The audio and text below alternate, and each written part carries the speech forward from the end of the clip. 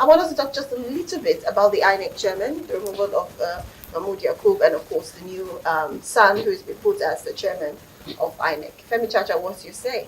I forgot to say happy birthday to my friend Sheyi Tinubu, 40th birthday.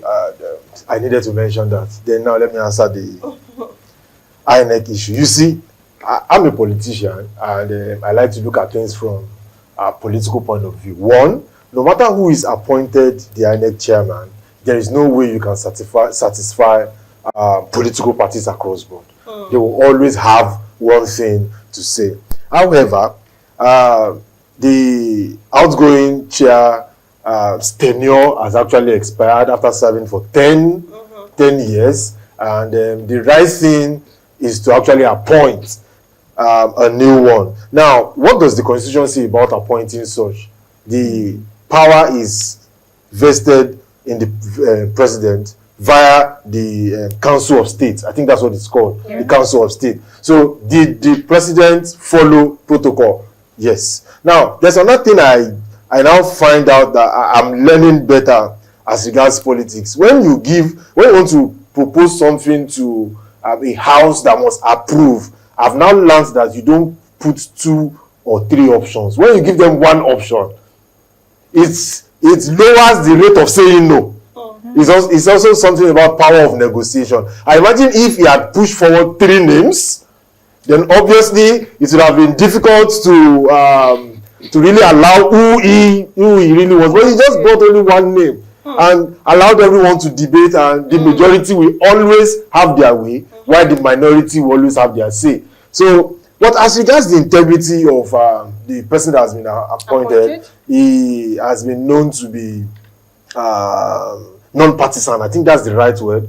There's no antecedents that shows him being partisan to any political. However, even though he's at the moment the lawyer to Dino Melaye, who is of the ADC or probably PDP, I really don't know where he is right now, but that he has not been actively participating as a partisan person as far as politics is concerned. Another thing I know about him is his credentials. A professor, and all my learned friends in the legal profession sang so highly of him that I think he has 2 or 3 books to his credit that they quote most times, especially something about evidence or something. I can't remember what one of my friends mentioned about his real book, that there is no way you want to be a top lawyer as far as this country is concerned that you will not have read that book. So I understand this religious affiliation with the CEC also, but you see, the point is, I still feel that if certain things is not done about the Electoral Act, amended for the sake of the election, there is little to what whoever the umpire can achieve. That's my opinion. So even if you just like at the state level, I've not seen where a state local government election is conducted and the power of incumbency by state governors does not come out play. So it's because of how our electoral laws has been designed, and you need these politicians who need to win election to actually readjust the Electoral Act. So how will they adjust or amend that they will now be they will be the first to lose elections because of the amended Electoral Act? That's where we're puzzled. So that's where I'm puzzled. They will do certain things, but you see, they will always put that clause. Just like they allowed the electronic transmission, but they put the condition that in case whatever you can switch to. So they will always put that clause to ensure that they do not lose out completely. Yeah. So I wish him good luck, and then I hope that the 2027 election will be credible. Okay. Even though some of us already know what the results will be. Let's be real. Okay, so Matthew, what do you say? Do you agree with what Femi Chacha said, that it's not just about changing the INEC chairman, but also about amending the Electoral Act? Yes, definitely. But if you look at the role of Council of State in the process of that nomination, I will tell you that their role is just merely advisory. The president had the prerogative to decide who to nominate. Okay. So when you have advisory role, it does not translate into deciding who becomes the person. Okay. But let me quickly say at this point that though we don't have a truly independent Senate or National Assembly, as the case may be, because otherwise, what the president have just done is just nomination, subject to screening and confirmation. It is when he's screened, confirmed, sworn in that he becomes the substantive and a chairman. Having said that, like what he said, without some amendment to the Electoral Act, it doesn't matter who you appoint. Because in Nigeria political landscape, what will give us free, fair, and credible election is removing some level of human interference in our electoral process. Particularly amending the Electoral Act with special reference to Section 82 that deals with the mode of transmission of election results. Because remember that before the 2023 presidential election, there was pressure on National Assembly to amend the Electoral Act. Just like he said, in the amendment, Inec was given the liberty to determine the mode of transmission of election results. If you recall, it was because of Inec, because at the nick of time, they gave excuse of network glitch as an excuse of not transmitting the election results electronically in that election. That formed the base for which the two major opposition political parties contested the election up to Supreme Court.